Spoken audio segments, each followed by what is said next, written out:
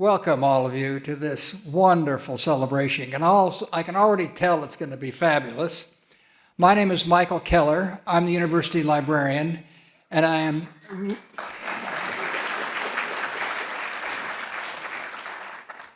this Coleman archive is an answer to an old librarian's prayers. That's me. I'm the old librarian. We recognized some little while ago that there was a great big gap in our holdings about some basic fact of the communities of Silicon Valley. And that basic fact was very well expressed in the Karen Cotton film that is referred in some of these talks that you're going to hear today. That in all the companies, with support from all the big companies that had sent their HR people to HBCU and similar campuses to bring Black Americans to Silicon Valley, were quite successful. But in any company, there was only one black face in one company, or maybe one in every room. Not enough recognition of what was an established fact. So we're going to correct that. We're going to correct it with the help of Ken and Caretha Coleman, who are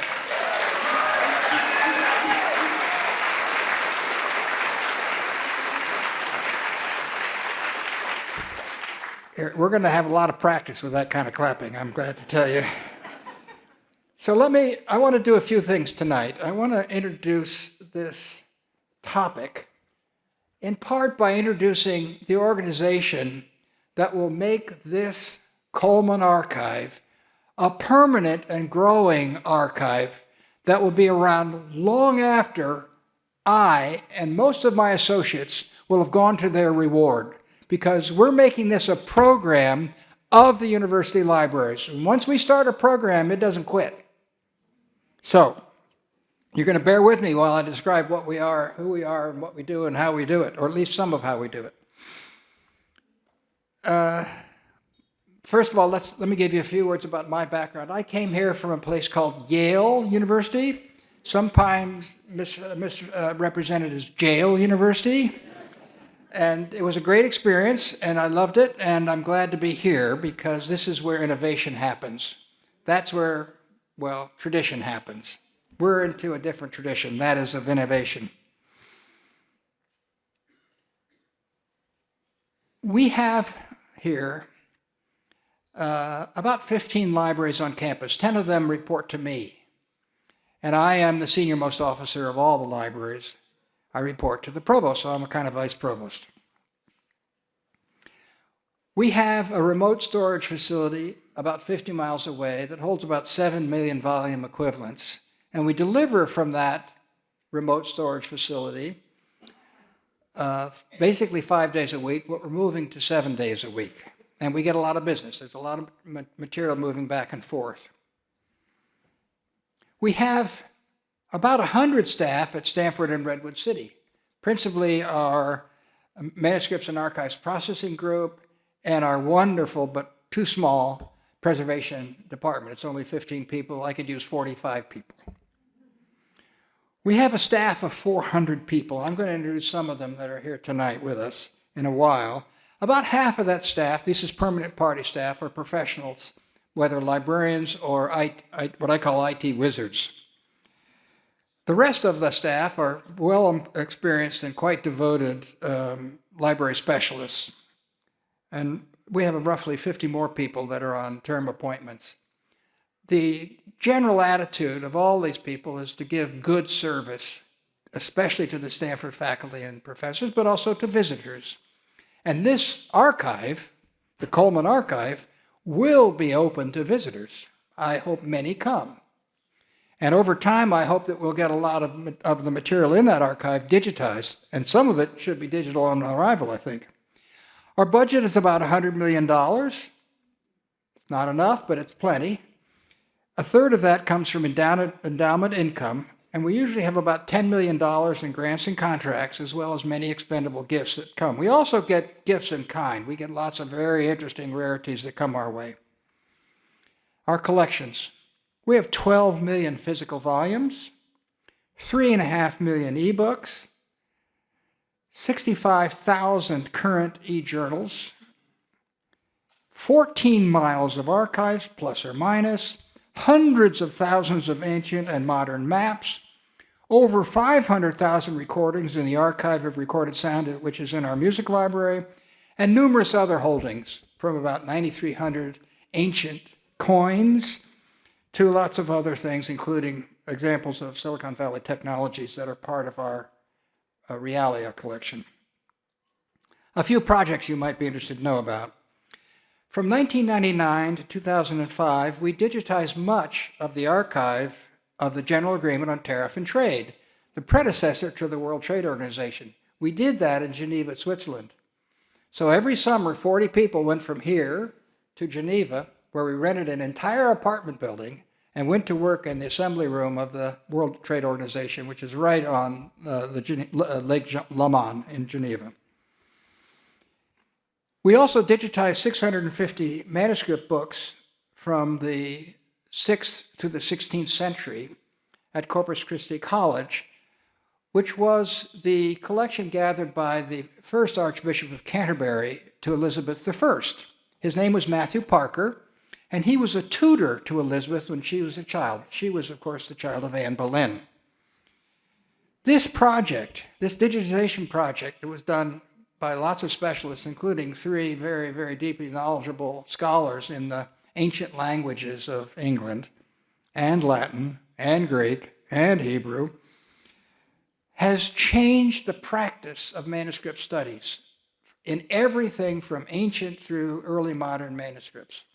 The whole field has changed because of new opportunities thanks to digitization, and thanks to some very bright people, both on our staff and in particular in the collection of professors that are devoted to early modern and medieval manuscripts.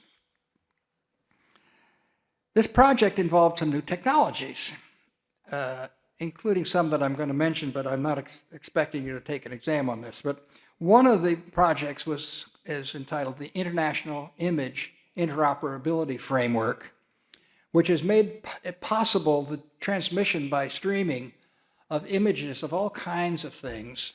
Manuscripts, yes. Newspapers, yes. Photographs, yes. Time-based media like audio sounds and media, video clips, to millions of people around the world from hundreds of organizations which have adopted the APIs from that construction. It's been very widely adapted, and it was my late introduction to the Vatican Library and Archive, at which I studied in 1980 for a year, and I'm still now working as a kind of consultant or advisor to the Vatican Library. Another project that we're excited about is the establishment of communities, actually projects, I should say. One is the consortium that supports the International Image Interoperability Framework, known colloquially as IIIF, which involves hundreds of wonderful technologists doing wonderful things of their own design and at their own instigation, but with support from this consortium. We've just made formal another consortium that's called the AI for LAM Consortium. It already has 36 institutions that are members and paying fees, so we can hire some staff. AI, you know about, FOR, F-O-R, although we use an Arabic FOR. LAM, Libraries, Archives, and Museums. We're already very busy. That whole project started in 2018 with a big conference in Oslo, Norway in 2018, and then on into a conference here. It's been going on more or less every year except for the COVID years. We're also designing and building lots of widgets and apps that other universities use, and they're all free. I'm not going to go through them. But now, if I can get to my next page.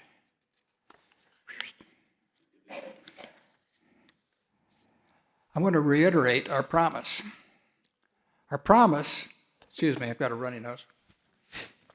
Our promise is to continue this Coleman archive for the foreseeable future. We typically build for the very long term, and we operate for the very long term. We're big in digital preservation, for instance. But my 15 people in our preservation lab are taking care of goods that really need some treatment, and they are also taking good care of material that should last for hundreds of years. By making this a program, we are ensuring that it will survive all of us and continue. I've said that before, I say it again. But most importantly, I want to thank all of you and your children and your grandchildren and your great-grandchildren to participate. It's vital to this program that we have the word spread wherever to encourage people who have been active in Silicon Valley to present themselves and bring their stories to the Coleman Archive. We'll have people help them put those stories together if necessary. We have a big opportunity here to make a difference so that more people understand the contributions of people of color, vital to this nation's survival.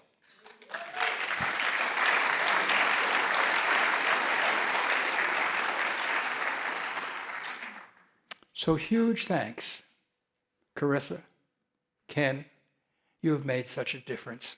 Obviously to many of these people, but now to lots of people that you and I will never meet. But this tradition that you're starting here will make a gigantic difference to lots of people. Not just Stanford students, but of course, visitors from everywhere. And we do entertain visitors from everywhere. About half of the people that make use of our special collections are not from Stanford. And you may have read that we recently acquired both the program and the collections of the California Historical Society. We have agreed to continue their programs, and of course, we're taking care of their collections. So let me introduce some of my colleagues. I am proud, enormously proud of my colleagues. So gents and ladies, would you stand up, please? Stand up, up. Thank you.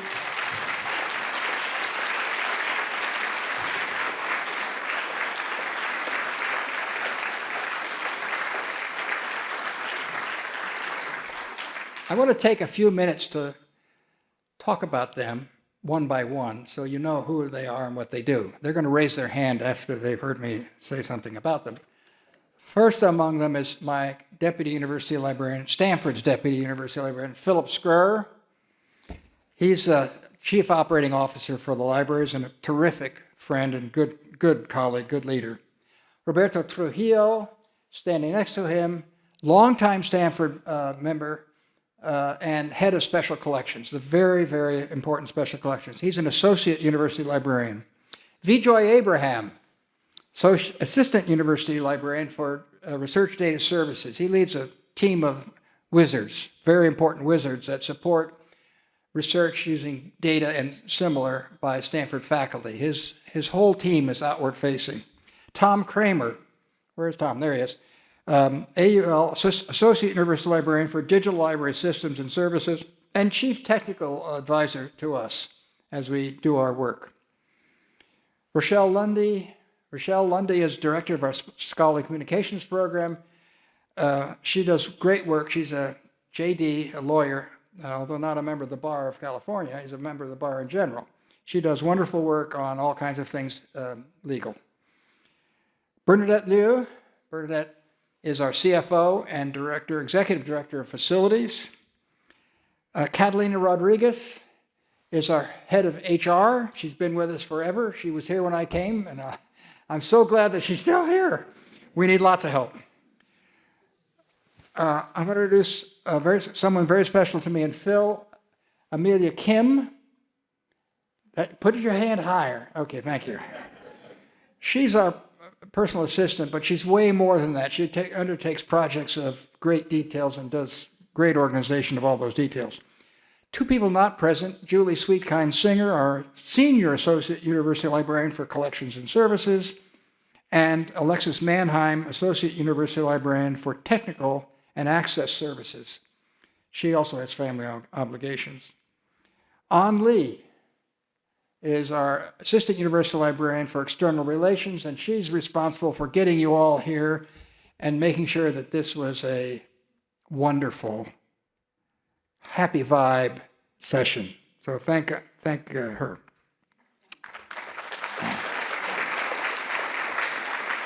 Standing next to Amelia is Carrie Gow, who's the administrative assistant for 3 assistant or associate universal librarians. And most importantly, she's the keeper of our flames on social media. Thank you very much, Carrie. Spencer Gondorf. Spencer, where are you? I don't see a hand coming up. Okay, he's not here. He is the principal staff assistant in the Silicon Valley Archives program. Henry Lowood. There he is. Henry is another longtime staff member who is the head of the Silicon Valley Archives program and the lead for the Coleman archive, a very important figure in our place. Rebecca Purnell, where's Rebecca? Outside. She's head of our access services in the Green Library.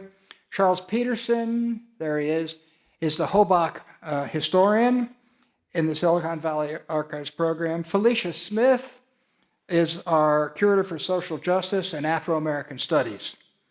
And Benjamin Stone is the associate director of special collections and curator for American and British studies. And finally, one of my great friends, I'll get this right, Cedric Wiggum, who is our senior associate director for facilities. So sit down, guys. Thank you very much for standing there.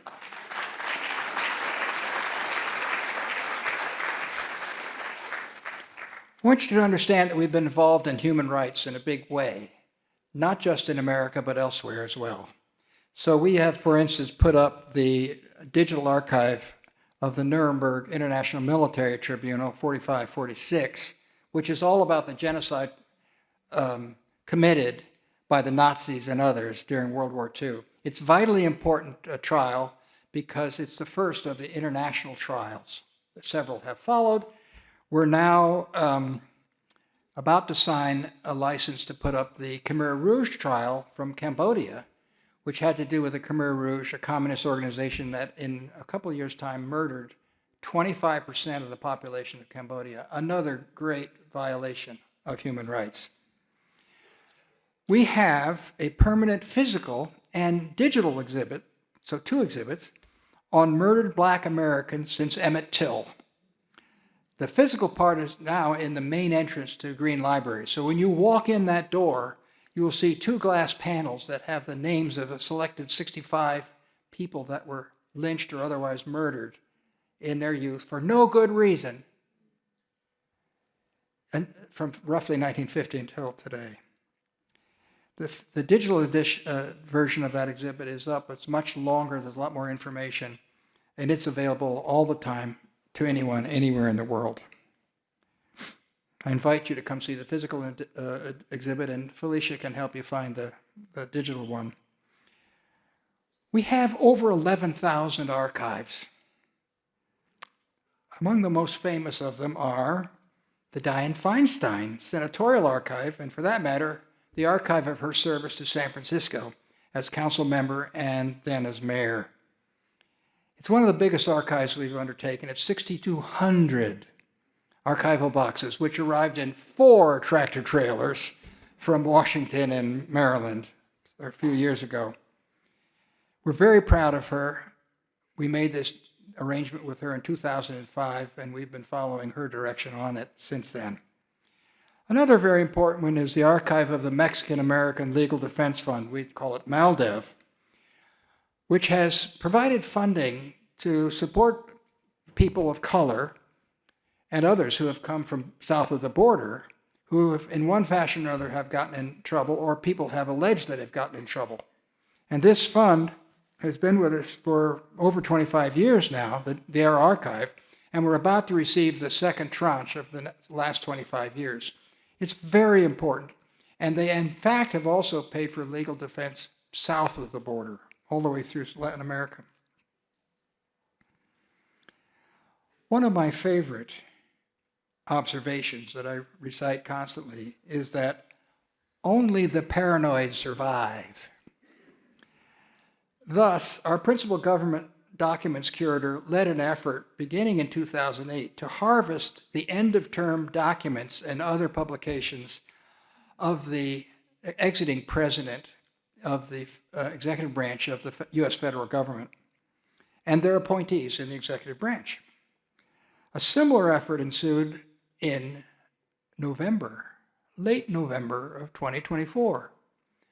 It was not a harvest, it was a rescue.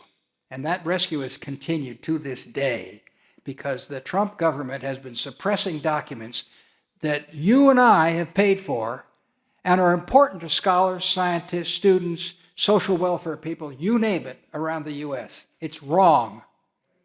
We have collected that, added it to what we harvested after the end of terms, and we now have a pile of digital documents about 750 terabytes in size. It's big. We have been invited by a major American foundation to submit a plan to extract all of those tens of thousands of government information sources and publications of one genre or another and make them available for searching, for reading, for use in our lives. We will get that grant, and it'll take us some time and a lot of smart work using AI to get all of them separated from all the rest. So it's an indicator that we're committed, first of all, and second of all, that we have the chops to do the job. We are also quite famous for cartographic and geospatial collections and services, which are unique in the USA or anywhere. I know this because I have a couple of lieutenant generals in the U.S. Army who are friends, and I've invited them in to see this David Rumsey Map Center, and they've said they've never seen anything like it in the national defense or intelligence community in D.C. or anywhere. We have about 500,000 modern maps in our Branner Center. So the David Rumsey Map Center is about antiquarian maps, old maps, and the Branner Library is all about 20th century and 21st century maps. And the Stanford Geospatial Center is very special because our curator there can actually move satellites up at the edge of space to take pictures of any place on Earth anytime that he desires. Sometimes we have to wait for the satellites to move so they can get a picture of whatever it is that they want, the scholars and students want to see, but we do it. Now I'm going to spread some appreciation, and I want to ask those who are being appreciated to indicate in some fashion that they're being appreciated. Let me start with Caretha and Ken again. Let's appreciate them.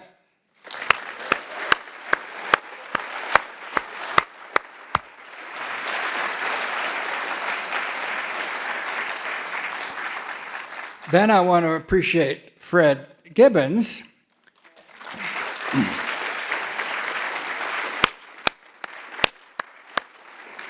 He was the first to join the party and suggested the naming of the archive. Fred, thank you so much.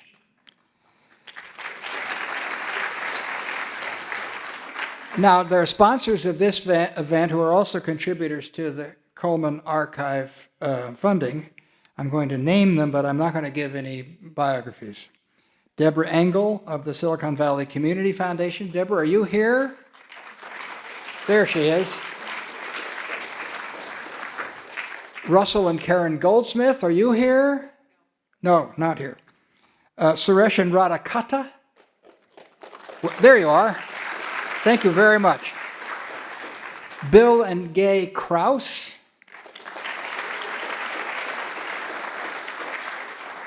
Okay. Nicole Taylor was president and CEO of Silicon Valley Community Foundation. Oh, there she is. Thank you. She's also a Stanford alumna. We're proud of that, too. David and Anna Windley, I saw them walk in. David and Anna, there they are. Thank you very much. Phil and Kelly Mahoney. There they are. Kathy Riggins and Dean Shooks. There they are. Thank you very much. And an anonymous donor to make this celebration. All of this is in support of this celebration as well as the Coleman Archive. Now, for speakers, I'm going to recognize Cody Coleman, news anchor for KTVU KTVU TV in San Francisco. He's going to speak to us in a few minutes. Dave Clark.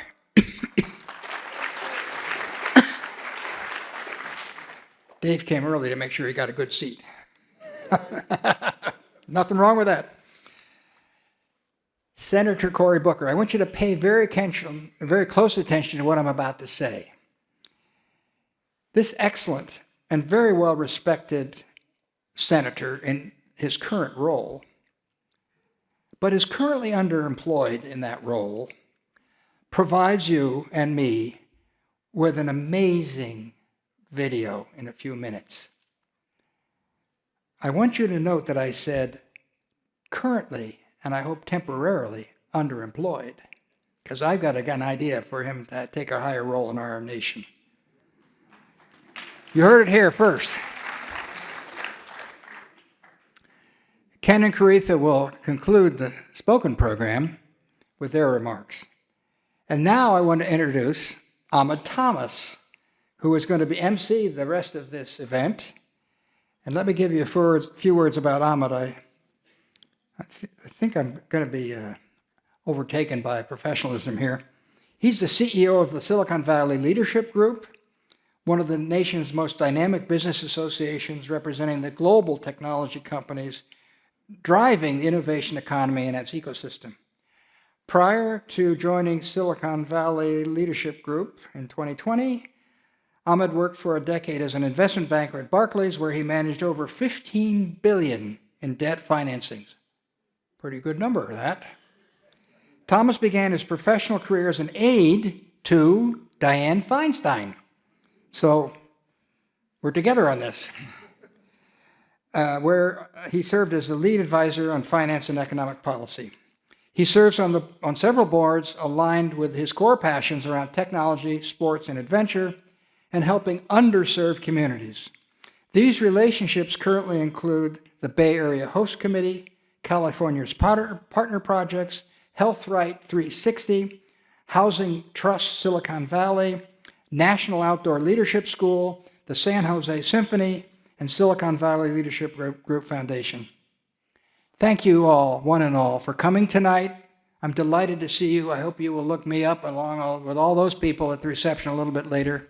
And I'm going to sit down now, maybe in Ahmed's seat, which he's kept warm for me, to enjoy the rest of the program. Thank you all very much. Thank you so much, Mike. Have fun. Very much. Well, thank you very much, Mike. Really incredible to learn the history behind the library system here at Stanford. And Mike shared before we started, if you have any questions about the archive, questions about how you can engage or perhaps be a part of the oral histories going forward, talk to Mike or any members of the library team that you met there. But now as we kick off the programs, just 3 things from me to kick off what is going to be an amazing evening. And the 3 things, first, gratitude. Second, we're going to talk a little bit about history and the history we're making tonight.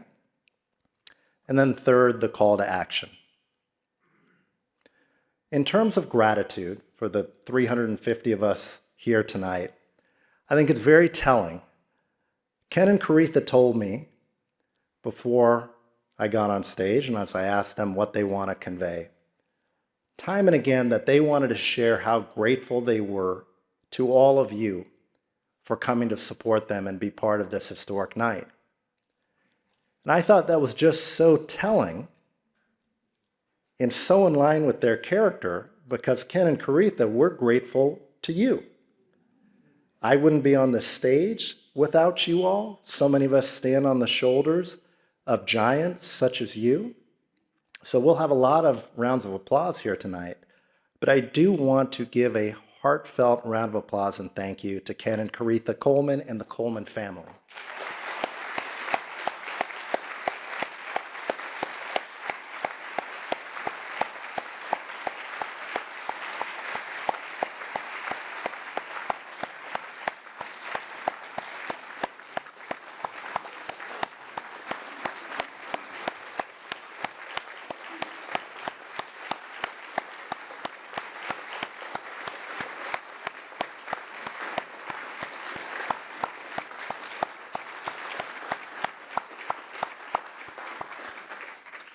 But there's so many lessons nested in that, right? You have two luminaries, two incredible leaders, and their first thought is to thank all of us, which is just amazing. The second point about history, what we're here for today is making history. When you think of the luminaries, where Stanford has named archives, luminaries in Silicon Valley, the names that come up, Jobs, Hewlett, Packard, pioneers across Silicon Valley. And tonight, we add Ken and Caretha Coleman to that list. And how incredible is that? Right? And what we're talking about here, when we talk about history, it's a history that needs to be told and has not been told before, of the Black Americans who have made Silicon Valley the global epicenter of innovation, the global epicenter of our innovation economy. And it's beyond economic impact, it's social impact that changes our lives for good, that transforms mobility and opportunity. We'll hear from Cody today, one of the AI founders and leaders here in the audience, about his journey, which also included Stanford University, right? And it's a history that for a lot of reasons at this particular time for our country, I believe is more important than ever. So I want you all to remember that tonight, we're part of history and we're making history. And the last point is about our call to action. And this is also coming from Ken and Caretha, right? We're looking back, and the archives will be truly amazing. But we also need to continue looking forward, providing opportunities, as Ken talks about being a sponsor and not just a mentor, right? There are many more Cody Colemans out there who don't have opportunity or who aren't seen. Many of us have been there before, been the only one in the room. So what we're talking about today has real import and real meaning. So we hope that the messages that are transmitted today sit with you as a celebration, but also inspire you to pay it forward as we move forward. And maybe with that, let's move forward and get our program started. Fred Gibbons, please come up to the stage, and I'll briefly just share, as you all heard, we wouldn't be here if not for Fred. His vision turned this into a reality. So please give it up for Fred. Thank you, Fred. Thank you. Well, good evening, and thank you all for being here. It's just a joyful event. I just saw Caretha; she was just tearing up with her big time. So you know, we have an impact, guys. That Mike Keller did a great job of giving you a sense of the depth and the breadth of this institution and its archives. So when we're talking about it having impact and having permanence, that's what we are here. So you are all founders of this project, and I mean that in the sincerest sense of the word. We've acknowledged our team here, Ann, Sonia, and Henry. They're our team that's responsible for the Coleman archives as part of the overall archives of Silicon Valley. And of course, we've had our wonderful reception committee who've been just great parts of this.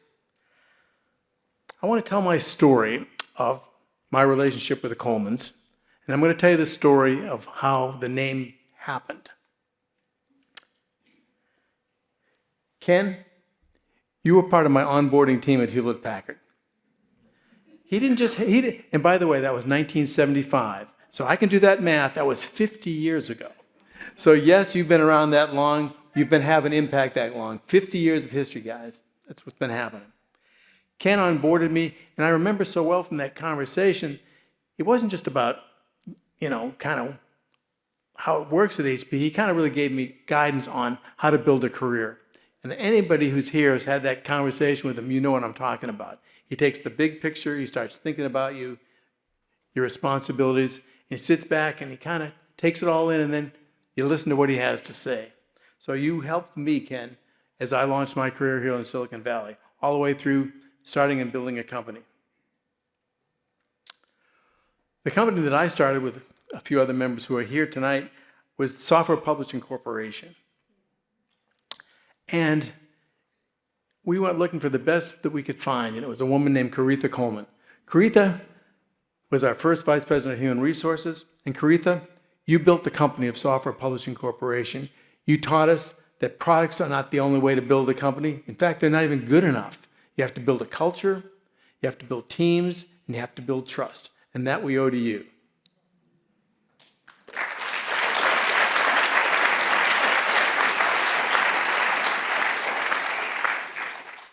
But I have to share the classic.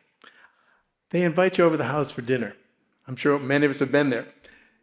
They invite me over to the house for dinner, and they want to talk about the company Software Publishing, what's going on. So Ken says to me, Fred, do you think there's any chance you're going to get fired from Software Publishing Corporation? I said, what is he talking about? But the honest truth was that the company was not performing well. We were a public company. And he looked at me and he said, Fred, being fired hurts. He said, if you don't take control of this situation, it's going to hurt and you can't control the message. So he said, do what you want, but I'm just letting you know it hurts and you want to control the message. So I did. Get fired. No, no, seriously, I took his advice and I resigned.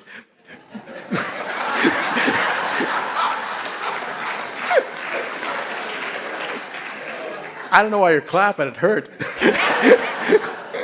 Anyways, that's an example of the advice. So the relationship's gone on for over a length of time. But let me tell you how it got to be named tonight, why we're here and how it got named, all right?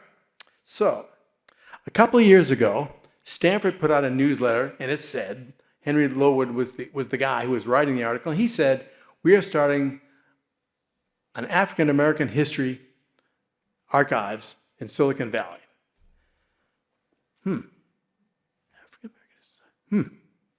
I said to Nancy, my Nancy over there, I said, Nancy, this has got to be named after the Colemans. And she goes, you bet it does. And so she starts encouraging me. Then I socialized it with a few others of you who are here, and I realized that one match is going to light a wicked fire. We're the fire. Seriously, it was like when you have a product idea or a new idea and it just starts working, it just builds a momentum on itself. That's what I felt. This thing has momentum. This is going to happen. It took a couple of years to get through the system here, never mind COVID and other things that were happening. But eventually, Stanford stood up and said, yeah, we want to do this. We want to do this. This is important. And so I said, okay, Ken and Caretha, Stanford would like to do this, and they agreed. So then we had an organizational meeting. The organizational meeting was Ken, Caretha, myself, Henry, and An Lee, who's here. And we were over at the faculty club. And I got to tell you about the classic Ken, and I think we touched upon it earlier. We had this lunch, and we're kind of talking about the archives and what it'll mean. And then Ken looks at me. You looked at me, Ken, and you said, why are we doing this? He said to me, why are we doing this? You remember that, don't you? I do, because I said, whoa. Anyways. And I said, Ken, it's because you and Caretha have been teachers and mentors to everybody in this room. You wouldn't be here if they had an impact on your lives. Right? You would not be here. And I'm getting a lot of affirms out there. So, and after I said that, you both have been our teachers and mentors. He kind of goes, oh, okay. And I said, I'm reminded of what teachers experience all the time. And there's many teachers here, and you know what I'm talking about. Teachers never know when they're having great impact on their students. They never know. You just don't know. And there's a expression I've always used, and I remind myself of it. Teachers never know because students find the teachers when they need them. They never know when we need them. So teachers rarely know when they're having the greatest impact. It's because we just happen to be ready to listen to the message that you guys were giving us. So Ken and Caretha, you appeared over and over again for all of us. Nobody here in this room hasn't been in touch somehow, some way, and again, you'll never know the impact that you had. So Ken, that's why we're doing this.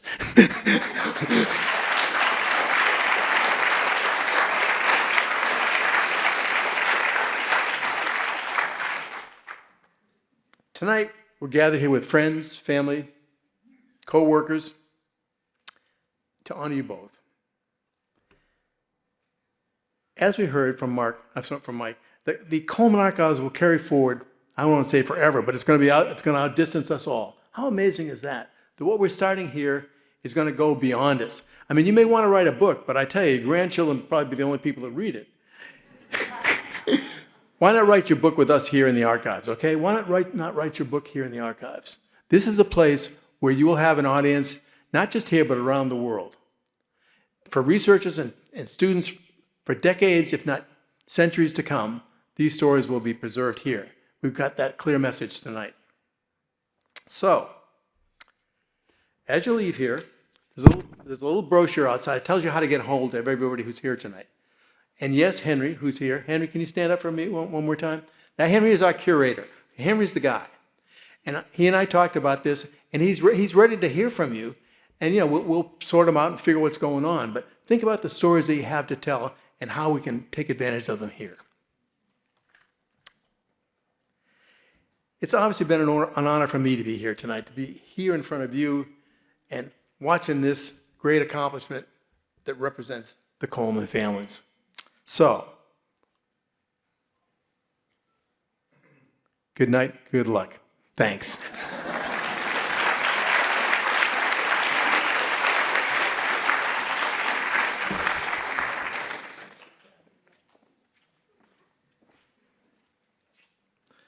Thank you very much, Fred.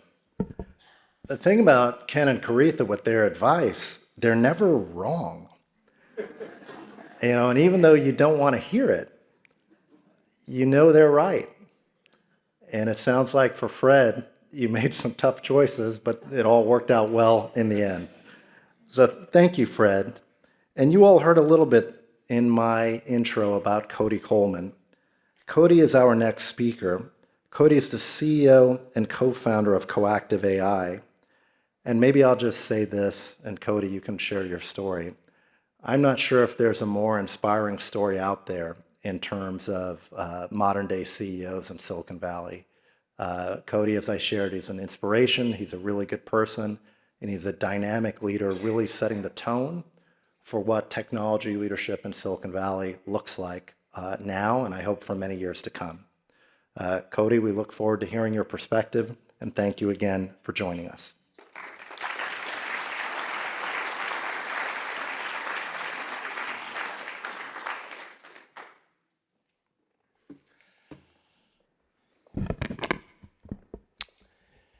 It is great to be here, to be back at Stanford tonight. And I am incredibly excited to honor Ken, Caretha, and the impact that the Black community has had on technology. And it is so important to capture that history.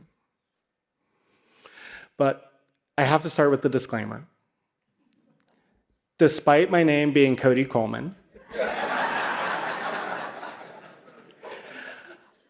I am not related to Ken or Caretha by blood. In fact, I grew up on the opposite side of the country, close to Philadelphia, in Camden County, and I could never imagine being here. I was born while my mom was in prison, put into foster care, and then eventually adopted by my maternal grandparents. Now, I was told I only have 5 minutes, so I won't be able to go into the full story about how I got from that small town in New Jersey to here. But when I moved to Silicon Valley 10 years ago to pursue my PhD in computer science here at Stanford University, when I started, I was the only Black PhD student in the entire computer science department, over 250 students. That was incredibly disheartening. I felt alone. I felt like I didn't belong. And despite being surrounded by greatness, I didn't see anyone that I could relate with, that I could really treat as a role model. And that changed when I met Ken. Now, despite my last name being Coleman and having lived less than 10 minutes away from Ken and Caretha, I actually didn't meet them until I was finishing up my PhD. But nevertheless, it was an inflection point for me, because for the first time in my career, I had a role model that I could look up to, both professionally and personally. I was a nerd growing up. I played video games. I loved technology. It was an escape for me. And I had always dreamed of, one day starting my own company. But, my grandmother, trying to set, realistic expectations, said that they would never let a black man start his own company. Well, when I met Ken, he had done all of those things. He had done everything that I had dreamed of. And then to meet Caretha and the entire Coleman family, and to see the love, the joy, and just the beautiful family that they had, that for me was an existence proof. It proved to me that it was possible. It was possible not only to succeed, but to do well, to have impact, to have a life. And that was just the tip of the iceberg. Ken and Caretha also connected the dots between me and many other amazing black leaders within Silicon Valley. Folks that have had such a huge impact in shaping technology and continue to be in the highest roles in the biggest organizations in the world. Folks like Robin Washington at Salesforce, John Thompson, who is the chairman of the board for Microsoft, Stacy Brown Philpott, who is the CEO of TaskRabbit and saw it go from 1 million to 100 million of ARR, and so many more. And through that, I realized that I no longer felt like a lone trailblazer, but instead I was inheriting and carrying the legacy of excellence and impact that was set by so many amazing members of the Black community here in Silicon Valley and around the world in technology. And now I know that I speak for so many people in this audience today when I say that we wouldn't be here today without you, Ken and Caretha. And I don't just mean the career stuff. It's the joy, it's the wisdom, and it's the love that you radiate through the world, both today and for many years to come. And for that, I want to say thank you.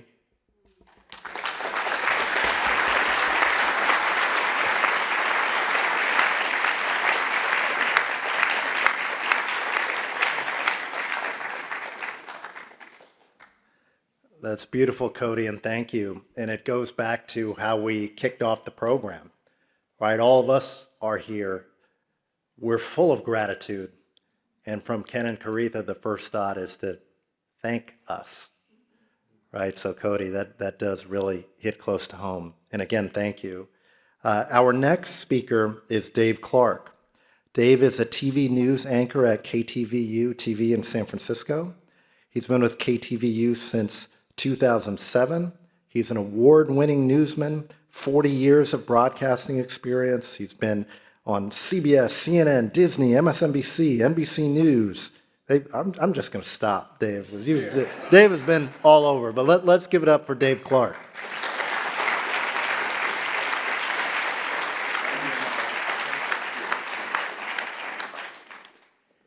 Ahmad, thank you.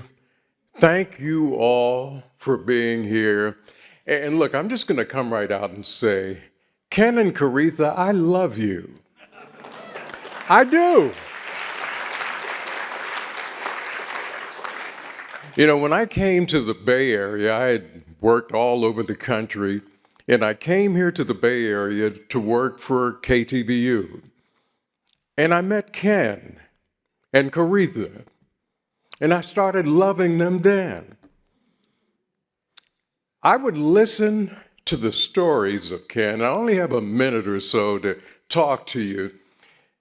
But Ken would tell me stories, well, Ken would call me in the studio in the morning. My phone would ring or I'd get a message. It's Ken Coleman. There's something I want you to do.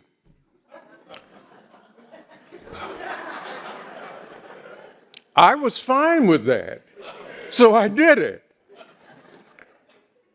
Or we'd have lunch, and he would tell me things. Do you know Roy Clay? You need to meet Roy Clay. And I would research and say, why didn't I know of Roy Clay? Why didn't I know about this? And I told Kent, well, we're going to put him on TV, and we're putting you on too. Great, great history from the person who is the history. And Caretha, the ultimate in class, in leadership, and brilliance. Both of you wonderful friends. I claim them and their family. It's my pleasure to be in this prestigious institution, to share a part of this. And it's because Ken said there's something I want you to do. And I asked him, not the other day, but not too long ago, I said, Ken, have I ever said no to you? He said, no. And he's right. I love him. I am so proud of this. You know, when it comes to history, and I'm a history buff, I don't need anybody to tell me who I am, what my people have done, and what should be known. I believe in the position that I've been placed in, that I'm learning, growing all the time. You can't hide this history. And after I met Ken, I learned from other people about the people who came from all over the country trying to get into Silicon Valley. And the way they got in, and I'm talking about African American people, was through Ken Coleman and his connections. And they loved him. So let me just say, my job, the small role that I'm playing, following the lead of Henry Lowood, is to talk to the alumni, talk to those change makers and document them, to tell their story, to make sure, as Fred said, that story never ends, that it's easy to get to. And I'm very passionate, and I'm trying to keep it under control. It is so important as one of the few African Americans on television right now, and the things I experienced. So, I won't go off on that one. But I just want to say, I thank you. And I wasn't going to do my corny thing where I'll take a phone out and I take a picture of it and say, you're part of my history too. But you are. I thank you for being here. There are people who know Ken and Caretha a lot more than I do. That's okay. I'll learn even more. I happily will do that. And I'm happy to be here along with my wife, Lucretia. Would you just wave?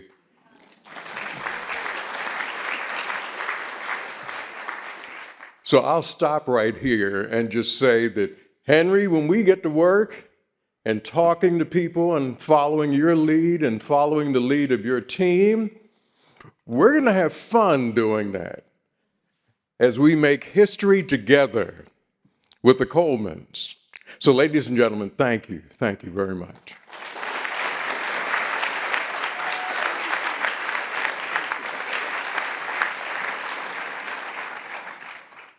Thank you, Dave. Beautiful reflections. Ken and Caretha Coleman Archive of Black Histories in Silicon Valley. Boy, does that sound nice. Just to say it and be here today, part of this history. Our next speaker is going to be joining us via video. It's U.S. Senator Cory Booker.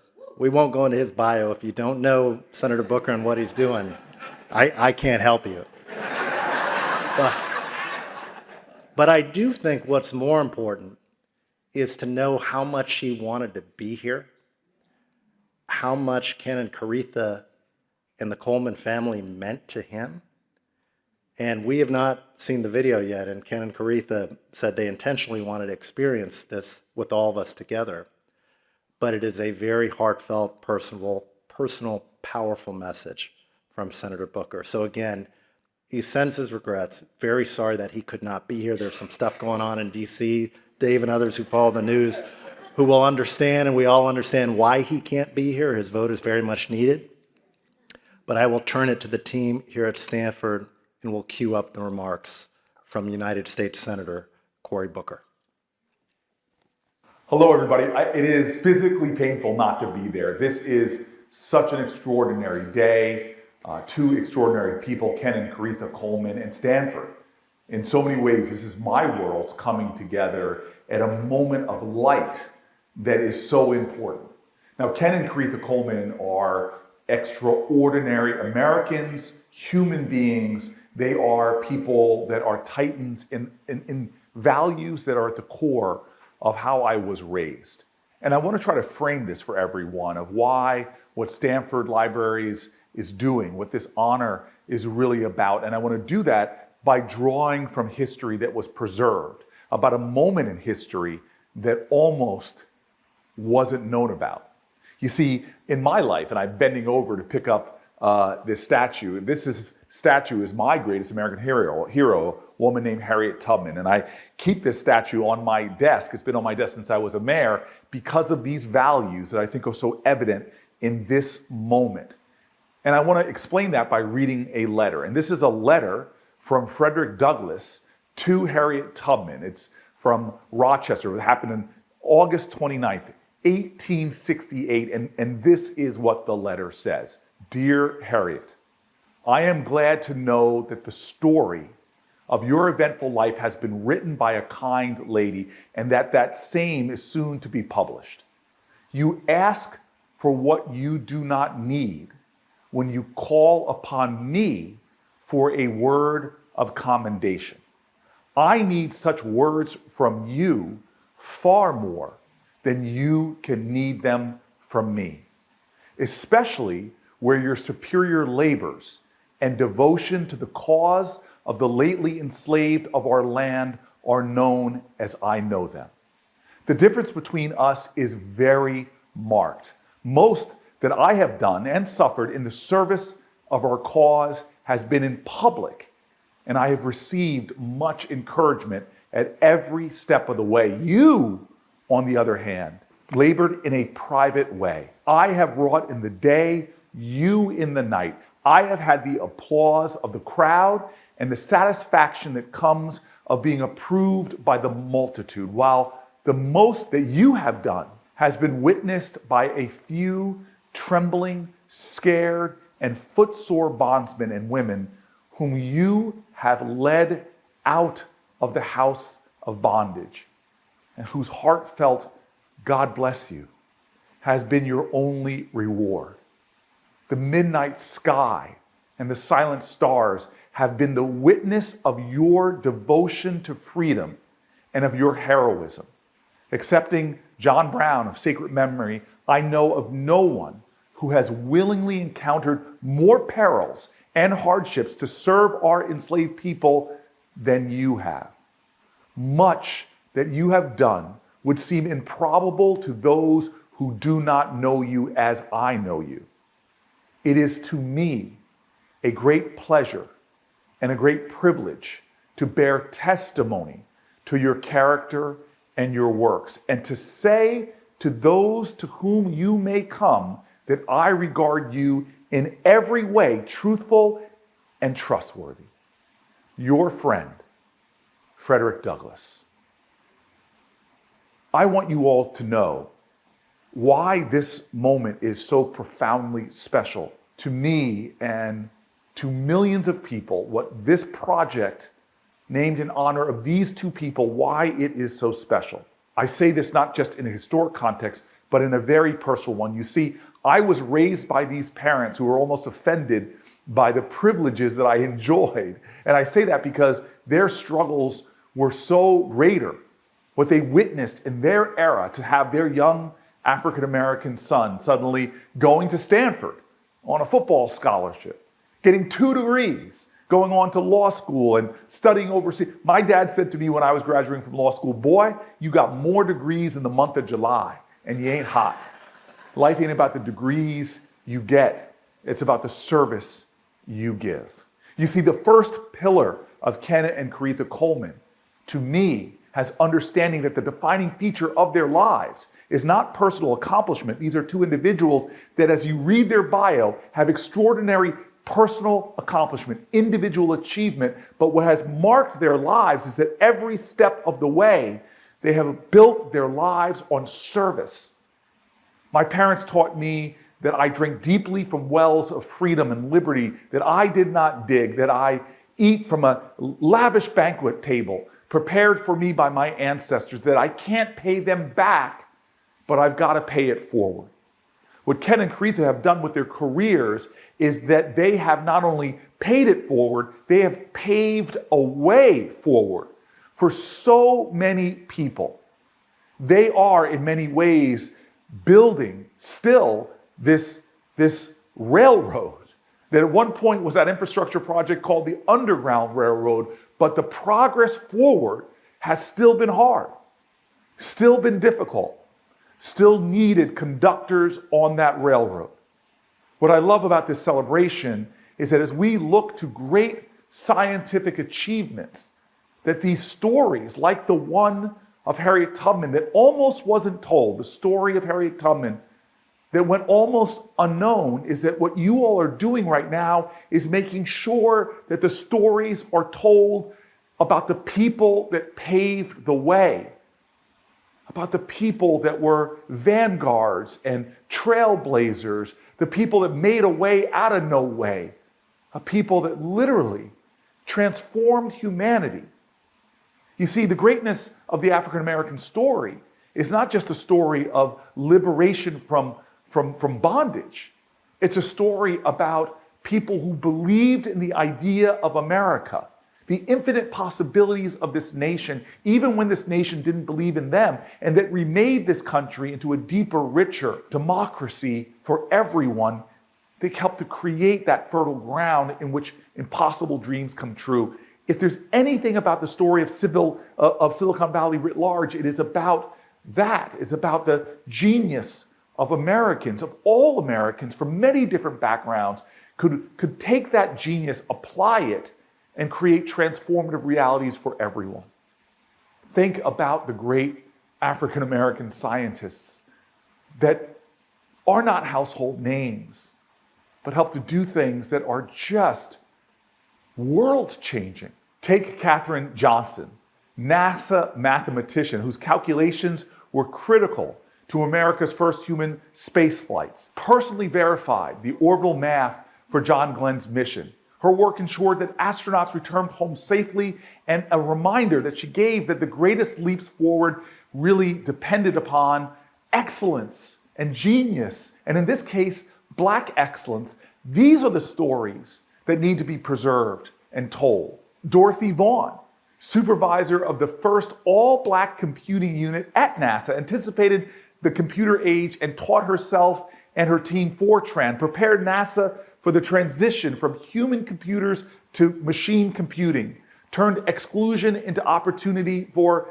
an entire generation. This is extraordinary. Take Mary Jackson, another NASA first black female engineer, broke racial and gender barriers through her incredible skills, her incredible perseverance. Later dedicated her career to advancing equity for women and for people of color in the STEM world. She showed that life is not just about breaking ceilings, but always opening doors. These three women were featured in this extraordinary movie called Hidden Figures. And that movie, one of the reasons for its greatness is that somebody saw the urgency and the importance of preserving their contributions and telling their stories. There's so many examples of African Americans from our history. Take Dr. Gladys West, the mathematician whose precise calculations laid the foundation for GPS technology. There would be no Uber without her extraordinary work. She helped model the exact shape of the Earth, enabled accurate global navigation. Her work powers planes now, and ships, and smartphones, and emergency response systems. These are the kind of pioneers whose brilliance guides the world, often without recognition. Take Roy Clay Sr., widely known as the godfather of Silicon Valley, one of the earliest black computer scientists in the United States. He helped lead Hewlett-Packard's computer science division during the very formation, the formative years of modern computing. He helped pioneer early 16-bit computing systems, expanded processing power and technological possibility, built teams that shaped the technological backbone of Silicon Valley. A mentor to generations of black engineers, a guy that broke down doors, opened doors, helped to create a pathway forward for an industry to keep on growing, to keep on impacting humanity. I know this list is not complete. There are stories that I don't know. And what this project is doing in the name of two people who have lived these values is something so essential, because it is not just about documenting trailblazers. It's not just about telling the stories as Harriet Tubman's story was told, and now we know about the richness of who she is. It's not just that. It's the understanding that those stories will inspire generations, that there are people yet unborn who will now have a place to go, to read, to understand, to know, and to feel their own calling as a result. So much of what life is about is that being a light unto others. This is the story not of just this project, but of the two people it is named after. Ken and Caretha, thank you. I am your friend, but more than that, you are to me heroic in how you have lived your life. And the university that launched me into the world, that took me from a teenage young man to a man of the world, literally, sending me over to Oxford to study when I finished, that the coming together of this global institution of Stanford and these two incredible light workers, to me, is brilliance. And so I want to end with this.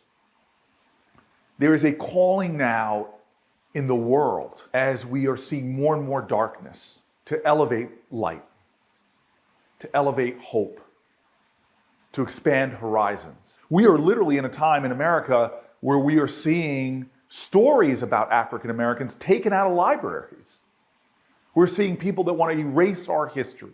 I posted something on one of my social media platforms about them erasing the story of American slavery from some of our American museums, that the federal government now is becoming a tool of suppressing information and not expanding access to it. We're seeing some troubling times of darkness. There is a storm amongst us that should make us all redouble our commitment to doing things like we're celebrating today, elevating stories, telling truth, making our history more rich.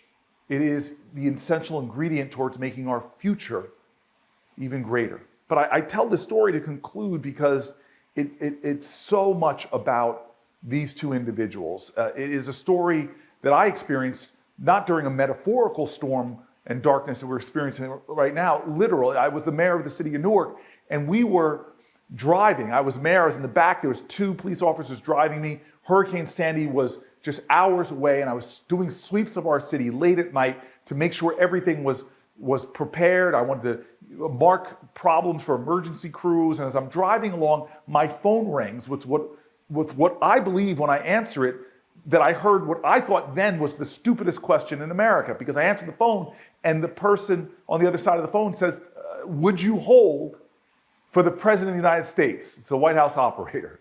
And I'm like, who says no to that question?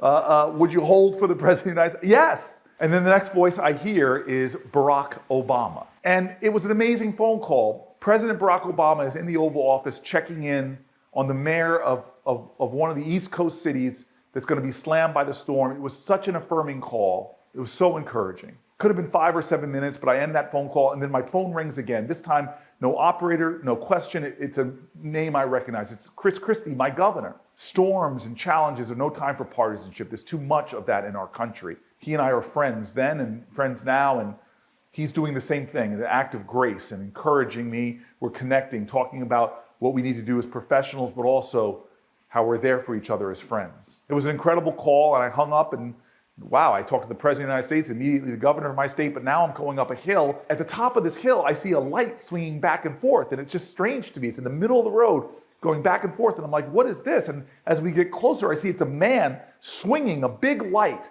And then as we get closer, I realize through the wind and the rain that was punishing the windshield, I see that behind this man, all the trees at the apex of the hill had come smashing down, pulled all the wires and telephone poles down too. And my team pulled, we would have stopped. If this crash of wood and wire, we would have stopped and took notes and alerted emergency crews. But this man was there with his light, and we stopped, and my officer stopped me right in front of him. And I rolled down my window, and I see it immediately. It's this elderly man holding his light in a yellow slicker. And I'm the mayor. I told everybody to shelter at home. And so I scream at him. I raise my voice over the wind and the rain, and I yell at him, "What are you doing out here?" And then this man looks at me like I just asked him the stupidest question in America. He looks at me and then points over to the shattered wood and the twisted wires. And he said, "Mayor, I'm out here to make sure no one comes along and gets hurt. I just talked to the President of the United States. I talked to the governor of my state. I'm the mayor of the largest city. But I will tell you the greatness I best saw exhibited during the worst storm New Jersey has seen in a century was the man whose name I never got, who stood on top of a hill in the worst storm, in the dark of night, holding up his light so that others would not get hurt." We are in uncertain times, and there are storms now, and there will be storms to come. But always in those times, look around. There are people standing strong, holding up their light, showing the way, helping others along, and ensuring that even if weeping endures through the night, joy cometh in the morning. Ken and Caretha, you are American heroes. You all are light workers. You help people and empower others in a way that empowers us all. Stanford University, thank you.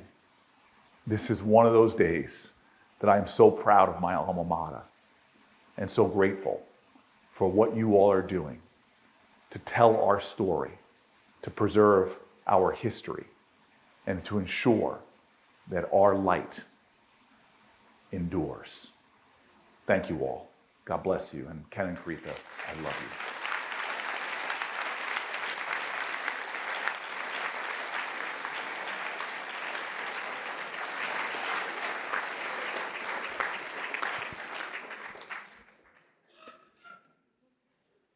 That was powerful.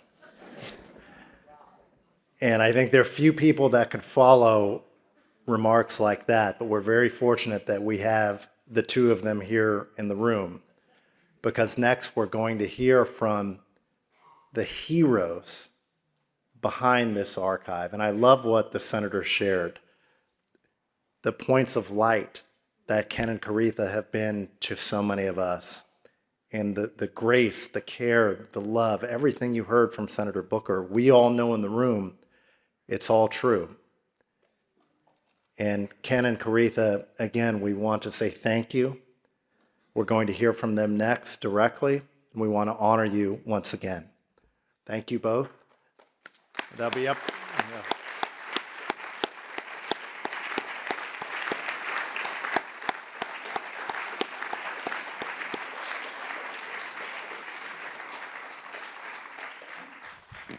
Get you situated here, Ken.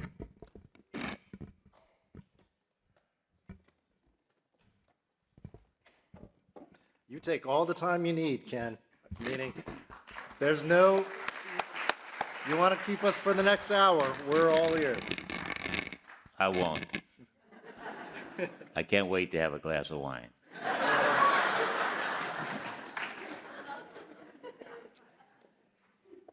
Wow. Cory Booker is amazing, huh? When I think about this event, the impact it's having on me is hope. During these times, sometimes it's difficult to have hope. We've been through much worse than this. But you represent hope for me. Look at you, from India, from Mississippi, from New York. You are what it's about for me. I'll tell you a story. I'm at HP, and they used to have for Dave Packard and Bill Hewlett division reviews.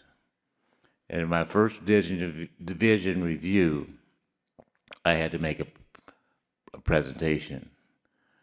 And I wrote down every word to be precise in front of Mr. Dave Packard and Mr. Bill Hewlett. So I'm reading my speech, and I look up like this, and I look back down, and I couldn't see. And I said out loud to the crowd, "Aw, shit." Everybody laughed, I found my place and kept going.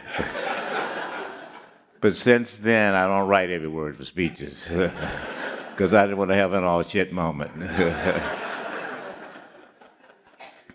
Now, I'm going to do something that's dangerous always. When you recognize individuals, there's somebody feels left out.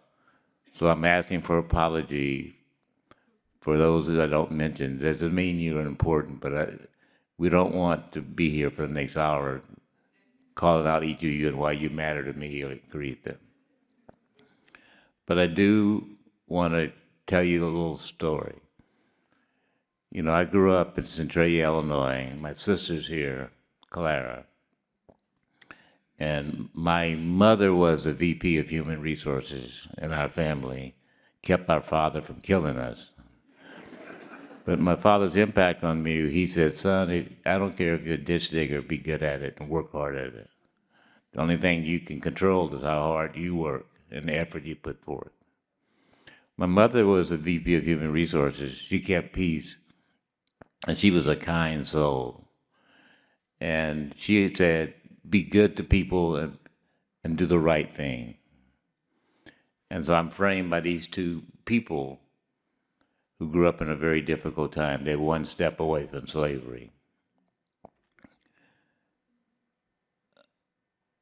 There are a few people in this room who's affected me in specific ways. I'm going to recognize them. Again, if your name's not called, please don't, that doesn't mean you don't matter. So please, please. There's a gentleman here who's a professor at UC Irvine named John Whiteley, and there's a couple named here, Phil and Kelly Mahoney. I want to recognize them. Stand, please.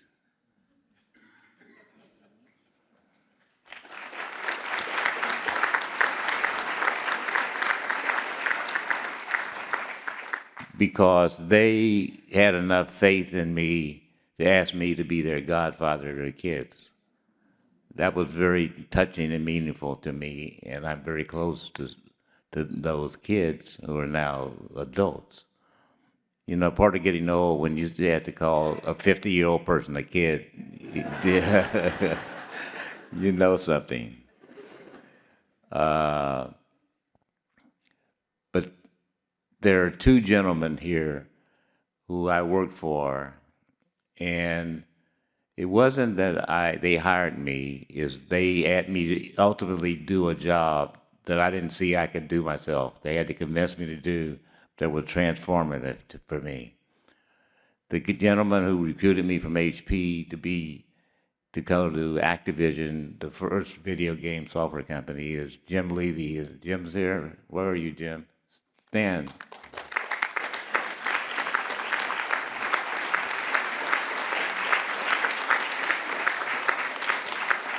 One day, Jim said to me, Ken, you've been running this HR and administration stuff. I want you to manage the video gamers. I said, what? Me? So I appreciated it. It was transformative for my career. Then the guy I worked for the longest in my career, for about 19 years, was a guy named Ed McCracken. He recruited me at SGI. And Ed, I had run admin and administration and HR there. And one day we were in a meeting complaining about services and the services organization and the failed people we had doing the job. He looked at me and said, Ken, why don't you do services? I said, you must be crazy. I said, the last 4 guys failed. I'm not into failing. And what do I know about services anyway?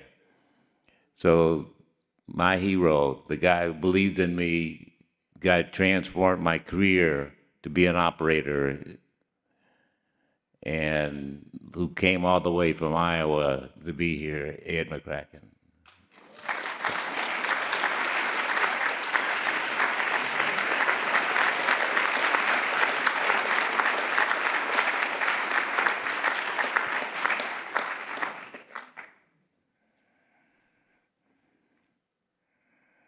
You know, this is very terming. This is very, very surreal. You know, my kids ask me, was I excited? I don't get excited very often for some reason. I was looking forward to this. But being here with all of you, having all of you come here, has been very powerful for me. Before I say anything else, I want to tell you, for me, my hero is Caretha Coleman.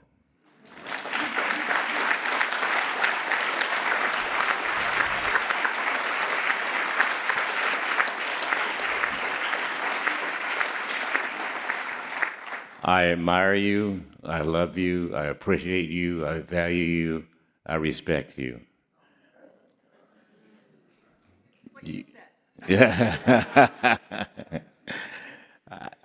You know, Caretha is a perfectionist. She's a caring super being. She's a truth teller. And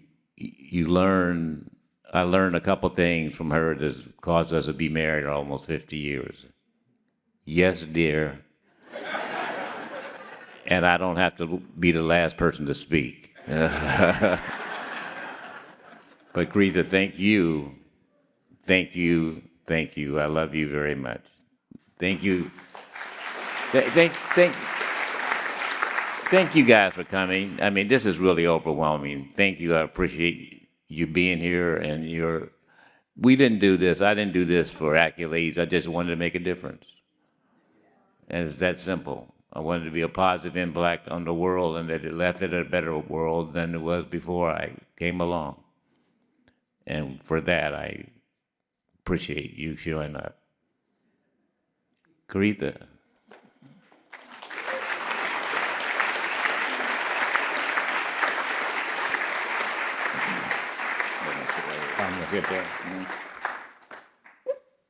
Well, I do write things down. So, no, there are just a few things that I didn't want to forget to say for sure. And then I did ask Ken not to say one word, which you said at the end, and that is overwhelming, because that is how I feel right now. And people have asked me throughout these months as we've been preparing, how does it feel? How does it feel? Really, I only had that one word, overwhelming, because that is a true feeling for me. I've felt overwhelmed since Fred actually came and had that first conversation with us. And as near as I can tell, that was about a little over 13 months ago. It's been a crazy 13 months for a lot of reasons. But yes, it was about 13 months ago. And then, of course, he shared with you tonight the amount of time of preparation, conversations that he'd been having with the university to even get to that place.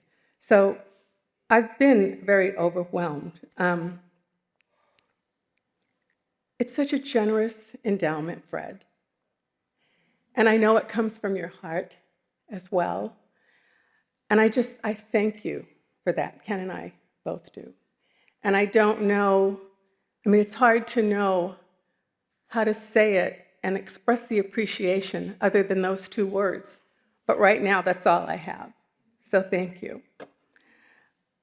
I'm overwhelmed by the outpouring of the support that we've had, that people have extended to us, the love that's been shared, the caring, the flowers that come in so many forms, the phone calls, emails, social media posts. It goes on, because it can, but it means a lot. Most of all, I'm overwhelmed by what this means. We've talked about it a little bit. But it makes me believe. It makes me believe that the voices and achievements and histories of Black communities will be preserved and elevated and made visible as they're shared across the globe in perpetuity. I hope that that is the case, and that is what we will fight for. It's not lost on me that this endowment carries a profound responsibility. It asks us to steward the truth, not only with care, but with rigor,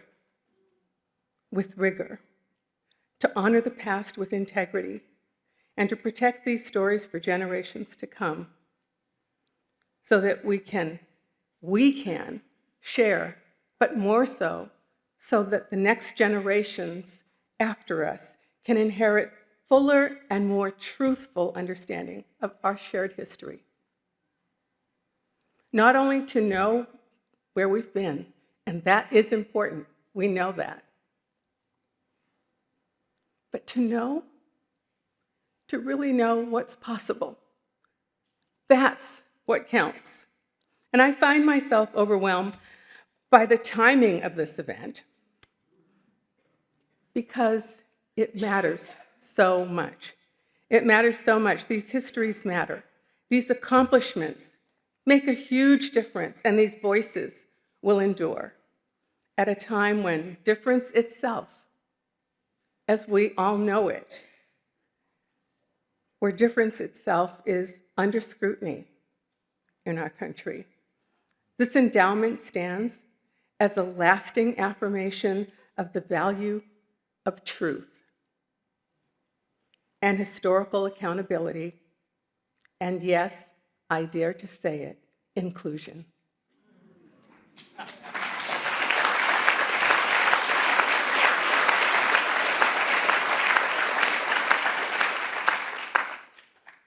So I pretty much end where we started. I am deeply grateful to all of you, friends, sponsors, leaders, staff whose tireless work transforms vision into permanence. And to all of you, this endowment will continue to exist because of your commitment, our commitment together, your voice, our voices together, your stories, that you help bring to light. And I also want to say, I said it's been a crazy 13 months, and of course we all know another large part of that and why that's been so, horrific in some ways. And Ken and I were in a meeting the other day, and Ken said, what we need to do, because I was sort of grousing about where are all the voices? Where are the people that need to speak up? Where's all the power sources? Where's the indignation? And Ken said, maybe what we ought to do is we ought to do a better job of really shining a light on those people, those places, those voices who are willing to speak up when no one else will. Maybe those are the ones that we need to express our gratitude to so that that becomes louder. And so I have an opportunity now to do that. And I want to thank Stanford University for standing up.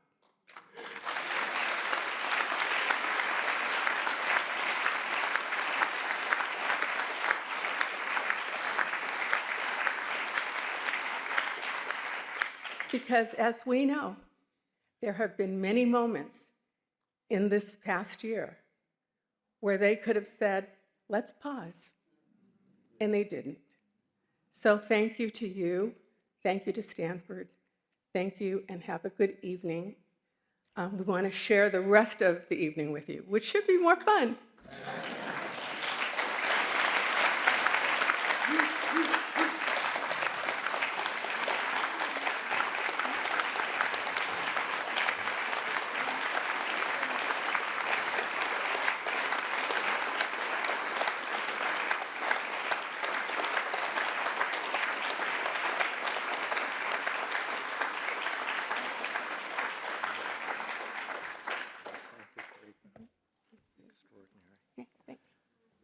So as we close, one housekeeping note, and then I'll try to tie together some of the themes from such a powerful evening.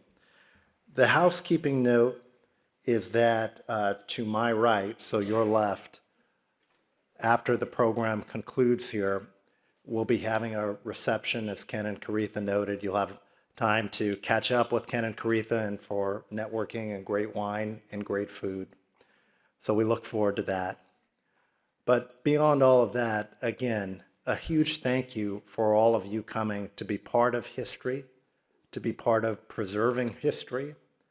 And I hope as we close that many of us will be part of making history, right? Sustaining the incredible achievements of Black innovators, of Black leaders here in Silicon Valley. We've talked about passing torches. We've talked about a lot of metaphors. And again, Senator Booker's remarks were so powerful. But I do hope, reflecting what you heard from Ken and Caretha, that you'll be inspired to be part of change, right? Be part of positive impact. And you'll see this as a chance to continue to pay it forward. So we want to say thank you again. We look forward to a great evening. Thank you all for coming. And let's enjoy the reception to follow.